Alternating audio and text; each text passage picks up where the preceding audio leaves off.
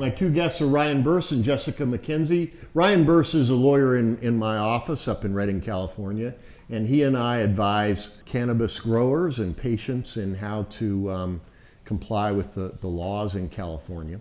And I wanted to ask Ryan, and this is Jessica McKenzie. She's the executive director of the Inland Cannabis Farmers Association, and she has just submitted a few days ago many big boxes of petitions from voters to put on the ballot in November an initiative to allow cannabis farmers and patients to associate together and to grow marijuana and provide it to one another, even in the face of what appears to be a county attempt to prohibit and ban it in Butte County.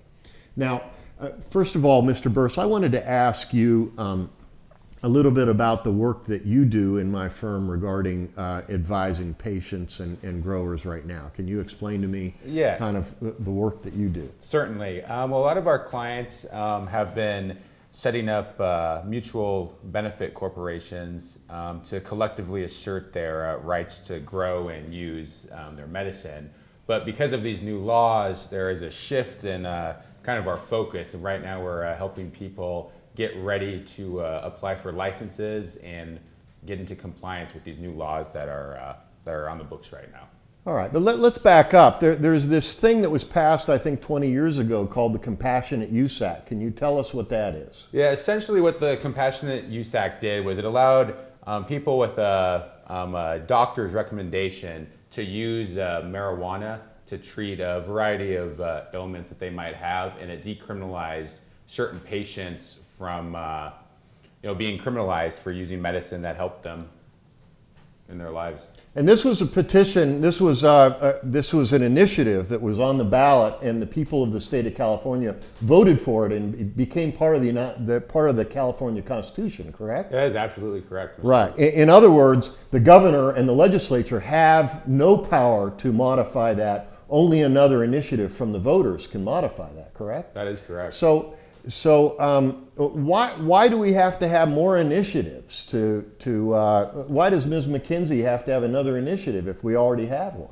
Well, essentially what the new regulations have done is they have given some power to the local entities and allow them through land use laws to kind of govern public nuisances and how people can grow marijuana in their community. By local entities, you mean local governments like cities and counties in California? Absolutely, for like Butte County, for example. And so in these new laws that have just been passed are allowing the local cities and counties to either license growers and storefronts to distribute marijuana or outlaw them. That's correct. Yes, the new provisions allow for local control, which includes also in a ban if they want to. All right. In other words, some cities and counties in the state of California are effectively banning and outlawing growing marijuana and providing marijuana to patients, even though the state constitution allows it and gives people the right to have it. That's correct. All right. Well, Ms. McKenzie, can you tell me a little bit about yourself and how you got involved in all this? How did I get involved? It's a really wonderful question. I got involved a couple of years ago before Measure A, which is our current restrictive ordinance in Butte County, was passed by the voters. I was not particularly enamored with the way that cannabis activism was being implemented in Butte County, so I wandered in and then I wandered out. And last September we gave it another shot, came together, and there seemed to be a convergence of people who were willing to step outside of their comfort zone, people who were willing to be public, because that's a big part of what we have to do. Cannabis farmers have for years been private and hide for good reason, and it's very difficult. It's like the end of Prohibition. You got to come out to make it happen, but coming out is hard. So there seemed to be kind of a convergence of factors that led to the group holding together. So we haven't even been around for a year yet. Okay. So you have gotten together a petition to put something on the ballot. Yeah. What is that? We call it MC3. It stands for Medical Cannabis Cultivation and Commerce, and it's a very simple initiative. It points to existing zoning to solve all the problems about bad neighbors and where we should do what, and then it points to MRSA, the new collection of state laws, for how to license and regulate and oversee. Our position is basically that we should scrap everything that Butte County has, begin again with a clean, logical, common sense approach to addressing all the needs and concerns of people who have them and providing all the rights for the people who need them. So does it require the county to license gardens or farms and license storefronts? It does. Okay. And so they get to decide, do they get to decide how many licenses to give? Or? They do. Okay. So they could just give one? They could. Okay. Well, But that here's what doesn't we accomplish think. very much. Well, I don't know that Butte County could actually, oh, you mean a license to grow or a license Well, to maybe sell? they just say, okay, we'll give one license to grow for the whole county. So let's talk about cultivation, Okay, because cultivation is where it begins. That's why we are the Inland Farmers Association, because we think it starts with growing the plant. And if we can't grow the plants, then it doesn't matter what kind of rights the patients have. So for cultivation, Butte County is an agricultural county. We actually know how to do this. It's called zoning. And right now in Butte County, there are a whole slew of parcels that are zoned where a permitted use in that zoning says crop cultivation is allowed. So the minute cannabis is a crop, which it was made in October of last year at the state level, we're saying just let us, as a permitted use for those areas, grow in parcels that are zoned for crop cultivation. But what about neighbors that complain about the smell or say they're allergic to the smell? What are we going to do about that? Well, you do things like setbacks, and you do things like allowing people to invest. First of all, I don't think that if you're talking about the foothills and agricultural where it says crop cultivation is allowed on a 5-acre parcel or better, and you can only have 25% of your parcel at a maximum in a canopy, you're not going to be bothering somebody with the smell. When you bother people with the smell is when you're right next door or right across the fence, or when you're harvesting and processing and drying. That's when the smells get strong, right? That's when people complain. But if you put it in the foothills and you put it on large-sized parcels, it's not going to be a problem. And if you talk about allowing people to invest in their businesses, this is the problem. You can't invest in a business if the rules are going to change every year. How do you decide? How do you have a business plan when the rules are changing every single year? But does your initiative dictate to the county how many gardens they have to allow of 5 acres? Or, I mean... It doesn't dictate how many they have to allow, but it doesn't allow for them to say no. Oh, okay. Now, one of the things we wish we had thought of to put in is something to prevent what's happened in counties like Calaveras, where there's what they call a green rush, where overnight property values go insane because they think there's going to be a softening of the regulations in that county. So we're actually working with the county right now, telling them, you know, you need to be prepared in November, on November 9th, to bring forward, and we'll support this, to bring forward an amendment that puts a moratorium in place on new gardens. So let's work the bugs out, let's work the kinks out, let's figure out what the system is, let's let the people who've been putting their lives and families and effort on the line for the last 10, 20, 30 years, let's let them have some time to get settled in before we start issuing a long laundry list of new applications for new property owners to come in and get licensed. So let me back up. Please do. What I'm really interested in is why in the world you even have to have an initiative when we have Proposition 215. Exactly what was said about land use. In Butte County, cannabis beyond what is allowed by Measure A is a nuisance, has been classed a nuisance. So they can come in and abate nuisances or come in and fine you for a nuisance, just like if you had a leaky septic or improper wiring or too many cars that are abandoned on your property, all kinds of code violations. It's a code violation, it's a civil matter. They're not coming after us as though saying we're criminals, though they treat us like such in the moment. They're saying it's a code violation. So they have said, hey, we'll protect patient access. You guys are entitled to patient access. We'll give you a box. you can each have one 10 by 10 box per parcel to provide yourself with your own medicine. There's only one. 10 foot by 10 foot? Yeah. Isn't that enough for a patient? Absolutely not. Why and not? oh, by the way, do you make your own aspirin? Is the only way you can get aspirin to make it yourself? Because that's what this says.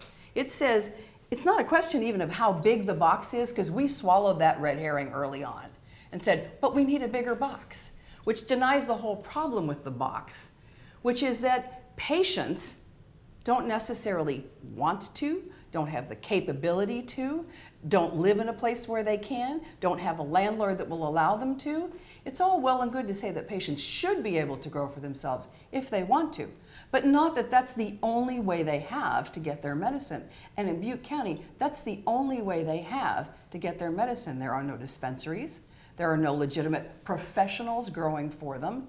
And the more we understand about cannabis as a medicinal product, the more we know that each disease and symptom and condition requires a custom compounding of THC, CBD at a minimum, but different strains and different percentages. How do you do that with one plant? You can't. Aren't all these growers just growing to make a bunch of money? And Sure, absolutely. It's not as lucrative as people think. Absolutely not. And it's hard work.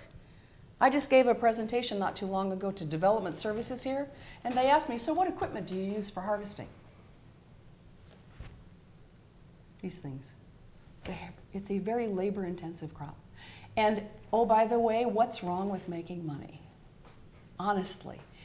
We have this thing, people talk about profiteering, and I get this from both sides. I get it from the people who are very conservative and accuse us of profiteering, and I get it from the anarchists on the far left who think we're profiteering because we want to grow and not give it all away, right?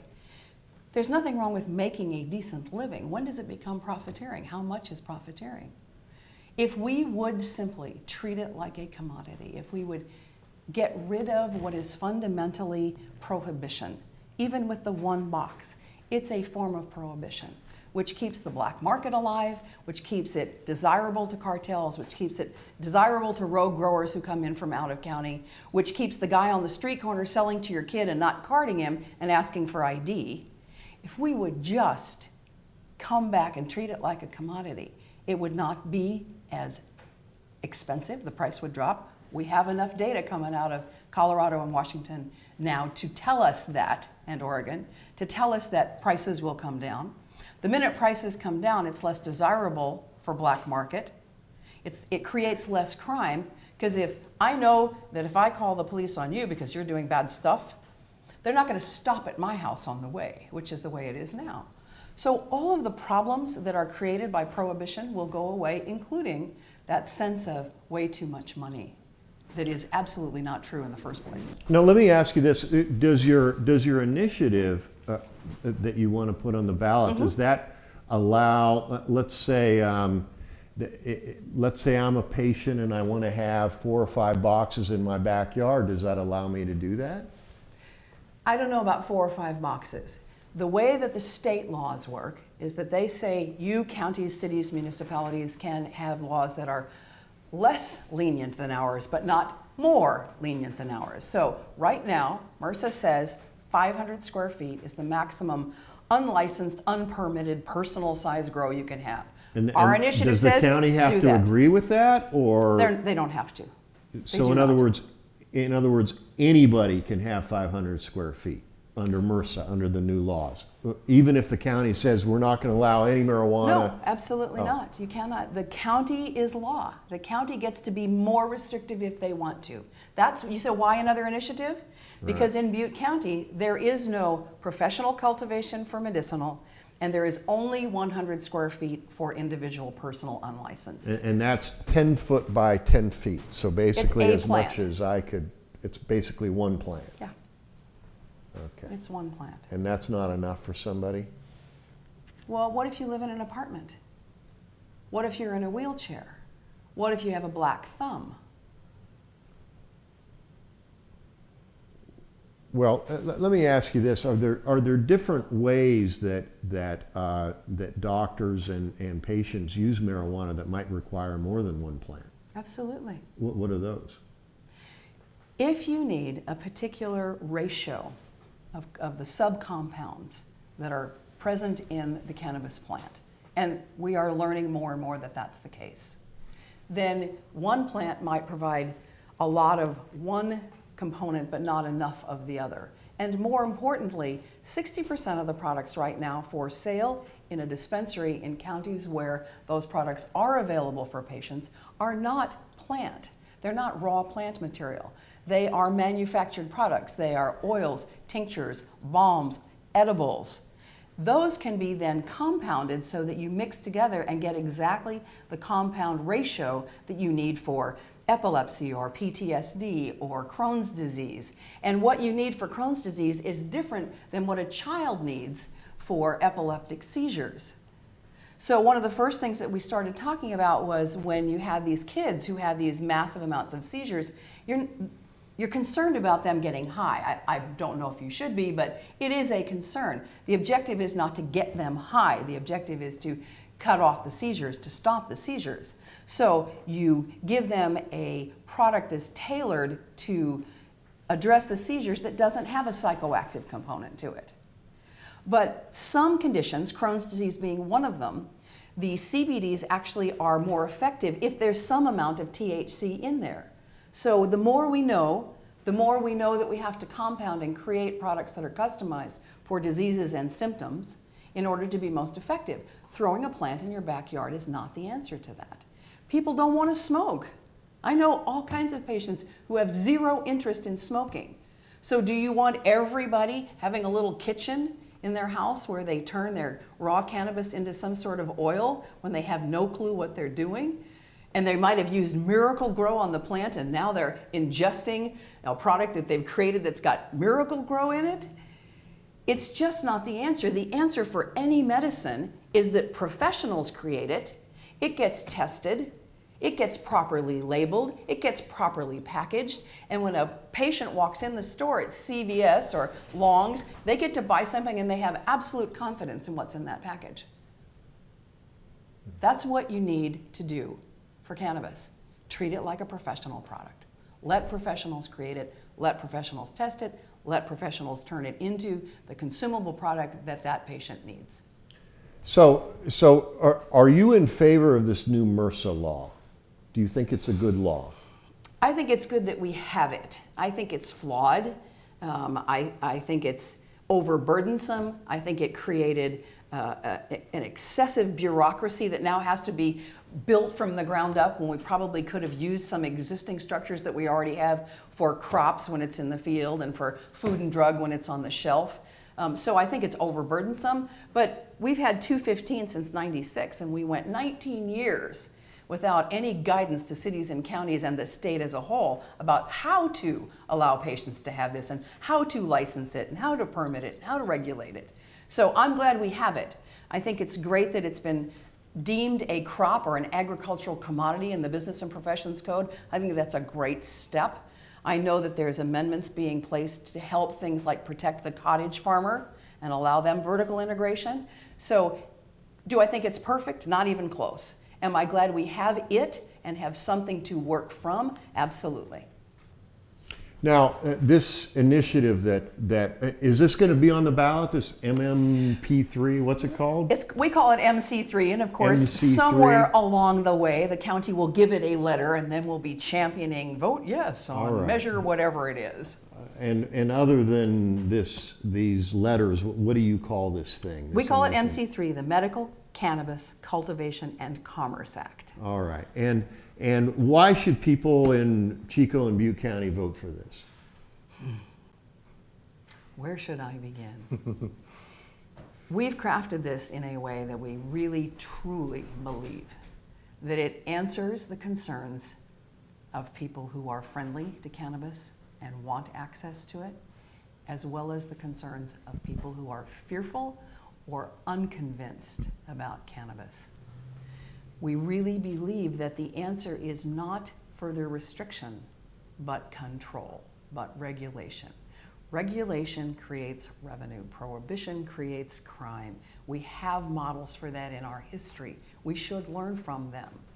We can solve neighbor-to-neighbor issues. We can solve teen access issues. We can solve all the problems that people have with it, all the concerns. Crime is automatically reduced when you legitimize something and it's no longer that appealing thing with the high ticket value that you can steal from somebody who won't call the police.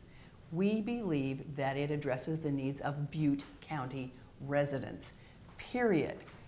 We are not just cannabis people. You know, I was at the UPS store the other day, and there's a gal at the counter next to me, and she turns around and she goes, "Oh, you're the pot lady," you know, because she'd seen my picture somewhere. And there is this tendency in the press to turn us into one-dimensional caricatures, you know, where all we are is a pot advocate or all we are is a cannabis farmer. But we're not. We're residents of this county. We live here. We raise our kids here. We go to work here. We have family here. We have lives that are very full and robust on top of and in addition to whether we're consumers or producers of cannabis. Do you think you can win the election? I do, absolutely. Why? Think we can win. Because it's about educating. That's all it is. If I believe in my heart, and I actually say this as though I think it's a fact, if people understood the truth about cannabis, resistance would diminish. I think it is that they don't understand the truth. And that has to do with propaganda. That has to do with the fact that the B-roll in every news station in this town is the same images that have been used for the past 3 or 5 years, and half of them came from a PowerPoint presentation from code enforcement of every bad actor that they could find to film. Are there films, is there footage of an organic, well-run, well-disciplined, tidy, completely code-compliant farm on the news? No. We're working to change that.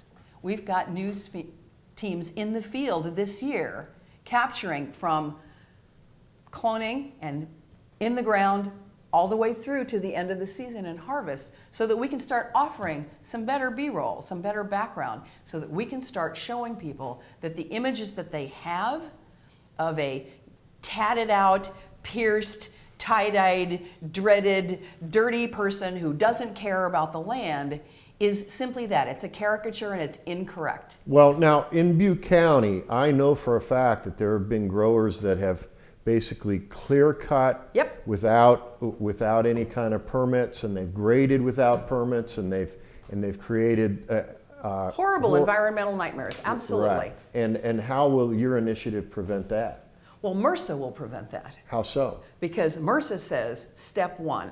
First of all, MRSA separates it into two things. Up to 500 square feet for personal, unlicensed, you don't have to worry about regulation. You do your thing.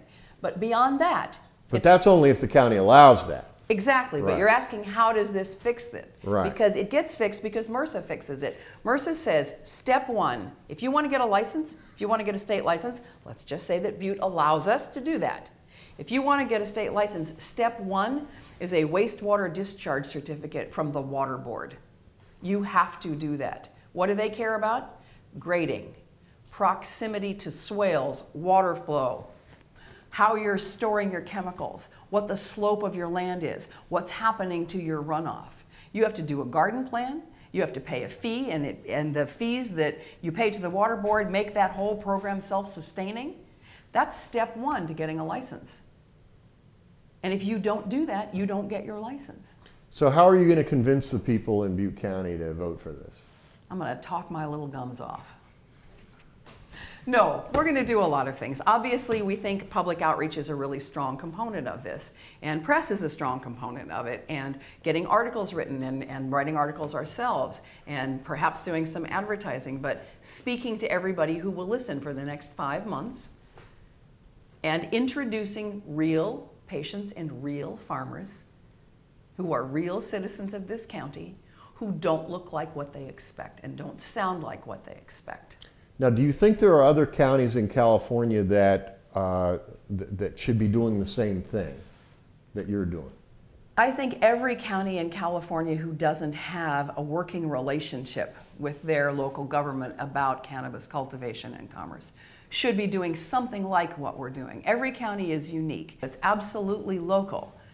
We've been meeting with the boards of supervisors, meeting with the ag department, meeting with development services, ongoing dialogue. You have to build the relationships. You have to open up the door. They've all got different rules on the books, different counties do. But should they be doing the same thing as in coming to the table and inviting people to the table and telling the truth, their truth, as loud and as often to as many people as they can get to listen to it? Absolutely. You need to convince the skeptical public that there is another view of cannabis farming that they may not have. And you need to remind the more liberal folks that prohibition didn't work and that prohibition is not working here. And you need to remind them also, and I hate to lead with money. When I do these conversations, I never lead with, hey, we can bring you a lot of revenue. It's true, but I don't want to lead with it because that's like saying, here's the shiny object that's going to distract you from the fact that this is really bad stuff and you should do this anyway just for the money. So I hate starting with money, but here's the deal. Butte County last year spent $1.4 million in taxpayer-funded resources chasing a plant.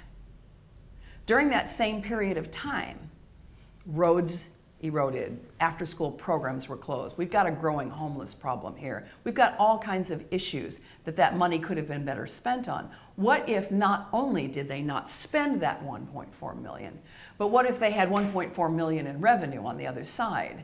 Now there's $2.8 million. What could this county do with $2.8 million to its positive? What kind of social programs could we be supporting? Could we be funding? We want that. We want that for our county because we are not just the pot people. We are residents of this county and citizens and voters of this county. So we want that. One of the effects of one of the ways this MRSA was passed was some counties wanted it, some counties didn't, and they thought that they would be able to compromise by basically having wet counties and dry counties, green counties and brown counties. And that is going to have the effect of creating counties where, like Sacramento maybe, and cities like Sacramento where marijuana can be grown and used and bought and sold and giving huge amounts of money to the local cities and counties. And people are going to drive from Butte County and from Tehama County and from Shasta County to get their medicine and spend their money down there and come back with it. If we are not given the opportunity to build our brands, to build our businesses, to root our businesses right here, grow them, get our models, get our distribution plans, get our branding, build demand, if we're not allowed to do that for 2017, when 2018 comes, we will forever be trying to play catch up and we will lose. And the big boys who don't care about what goes on locally will be the only ones left at the table. In other words, counties and cities that allow massive operations will just eventually take over, and the counties that prohibit it will leave the local people out of it.